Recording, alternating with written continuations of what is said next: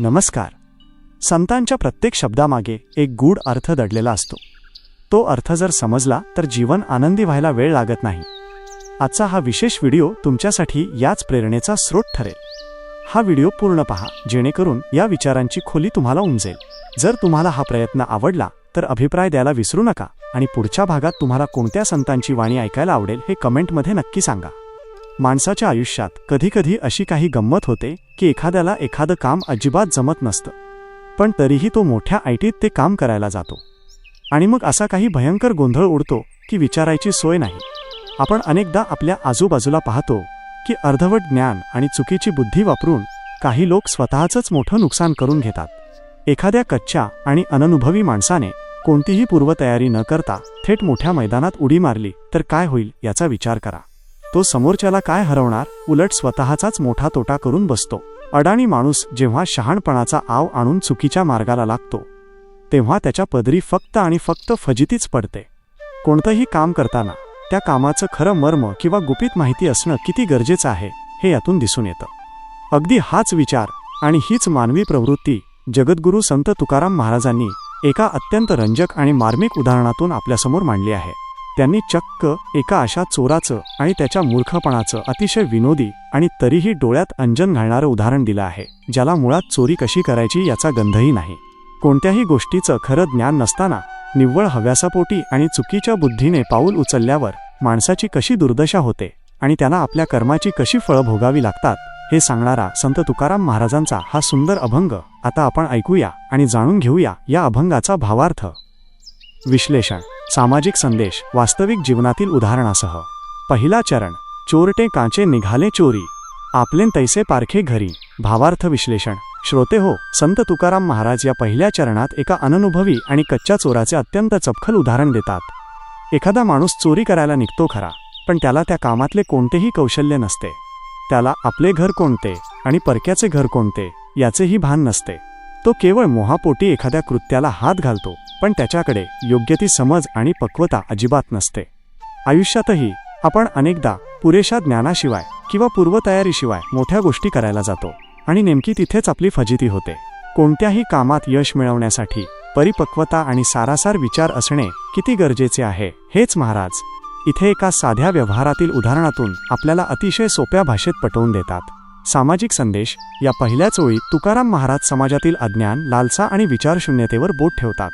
जे लोक कोणत्याही गोष्टीचे पूर्ण ज्ञान नसताना केवळ हव्यासापोटी चुकीच्या मार्गाला लागतात त्यांचा विनाश निश्चित असतो. त्या काळी समाजाला हाच संदेश द्यायचा होता की केवळ देखावा करून किंवा चुकीच्या मार्गाने मिळवलेली संपत्ती कधीच टिकत नाही. जेव्हा माणूस स्वार्थाने आंधळा होतो तेव्हा त्याला आपले आणि परके यातला फरक समजत नाही. तो स्वतःच्याच माणसांचे, स्वतःच्याच घराचे नुकसान करायला मागेपुढे पाहत नाही. आजच्या जगातही ही प्रवृत्ती आपल्याला पावलोपावली दिसते. वास्तविक जीवनातील उदाहरण. समजा एखादा माणूस रातोरात करोडपती होण्याच्या आशेने एका बोगस चिटफंड किंवा पोंजी स्कीमच्या जाळ्यात अडकतो. तो स्वतः तर त्या जाळ्यात अडकतोच, पण कमिशनच्या लालसेपोटी तो स्वतःचे सख्खे नातेवाईक, मित्र आणि शेजारी यांनाही त्या स्कीममध्ये पैसे गुंतवायला लावतो. जेव्हा ती कंपनी पैसे घेऊन पळून जाते तेव्हा हा माणूस स्वतःचे तर नुकसान करतोच, पण त्याच्या स्वतःच्याच माणसांच्या आयुष्याची कमाई त्याच्यामुळे बुडते.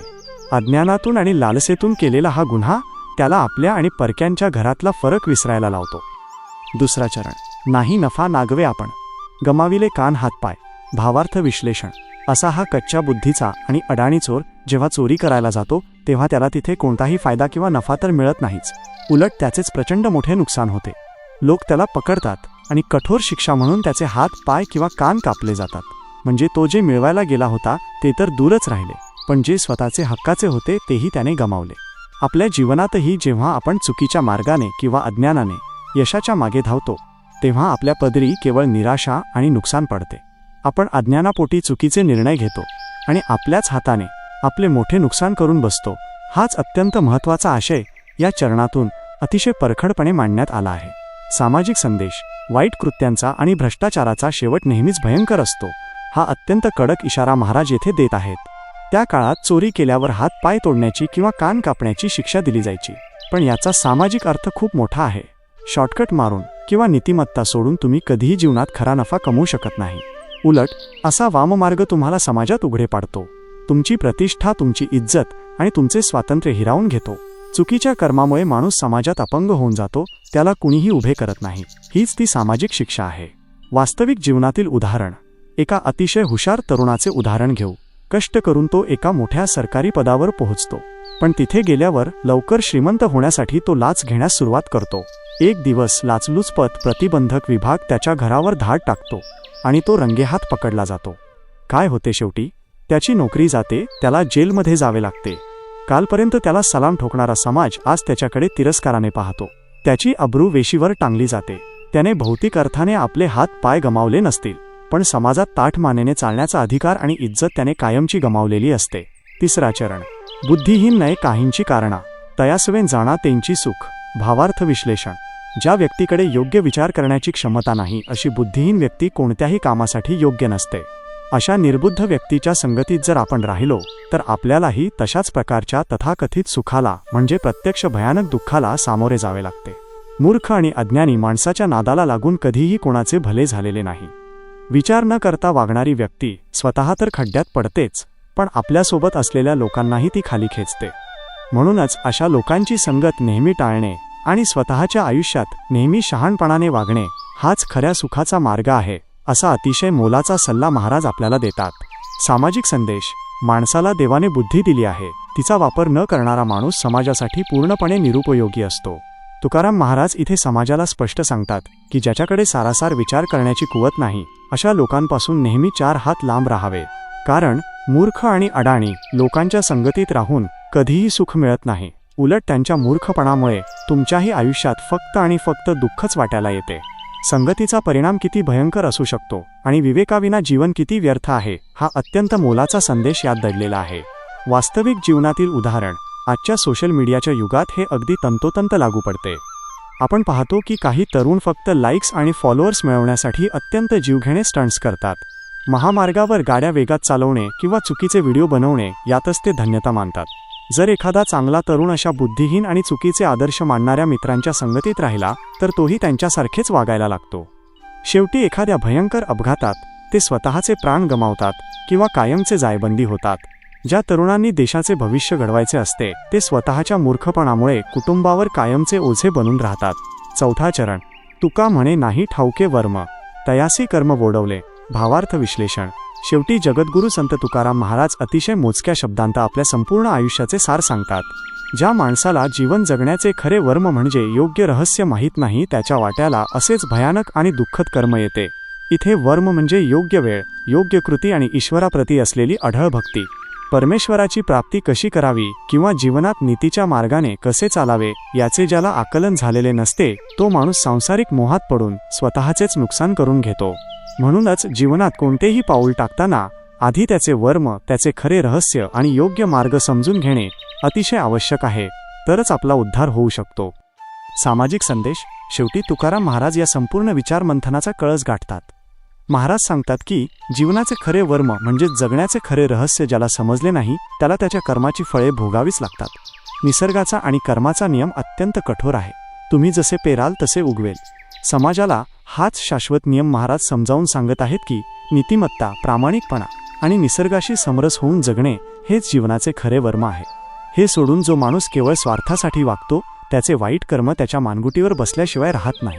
वास्तविक जीवनातील उदाहरण.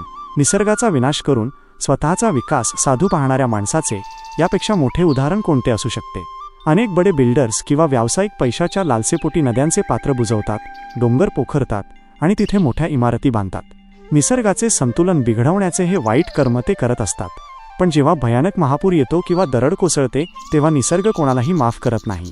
त्या प्रलयात या करोडपती लोकांच्या आलिशान गाड्या आणि घरे पाण्याखाली बुडतात. निसर्गाचे वर्म न जाणता केलेल्या या विकासाचा शेवटी विनाशातच होतो आणि त्यांचे कर्म त्यांच्यावरच उलटते. युवा पिढीसाठी संदेश. तरुणांनो, आजच्या जगात शॉर्टकटने किंवा कमी वेळेत मोठे यश मिळवण्याची सर्वांना घाई झाली आहे. पण या अभंगातून आपण काही महत्त्वाच्या गोष्टी शिकू शकतो. कोणत्याही क्षेत्राचे पूर्ण ज्ञान घेतल्याशिवाय त्यात उडी मारू नका. अर्ध्या कच्च्या ज्ञानावर आणि तयारीशिवाय एखादे धाडस करायला जाल तर नवशिक्या चोरासारखी अवस्था होईल. हाती काहीच लागणार नाही आणि करिअरचे मोठे नुकसान होईल. त्यामुळे आधी आपले कौशल्य वाढवण्यावर भर द्या. तुमच्या मित्रपरिवाराची निवड अत्यंत हुशारीने करा. चुकीचे विचार असणाऱ्या, व्यसनी किंवा दिशाहीन लोकांच्या संगतीत राहिल्याने तुमचेही नुकसान होईल. चांगल्या आणि प्रगत विचारांच्या लोकांसोबत राहा. कोणतेही काम सुरू करण्याआधी त्यामागची योग्य पद्धत आणि तंत्र समजून घ्या. सारासार विचार करूनच पावले उचला. चुकीच्या मार्गाने मिळवलेले यश कधीच टिकत नाही.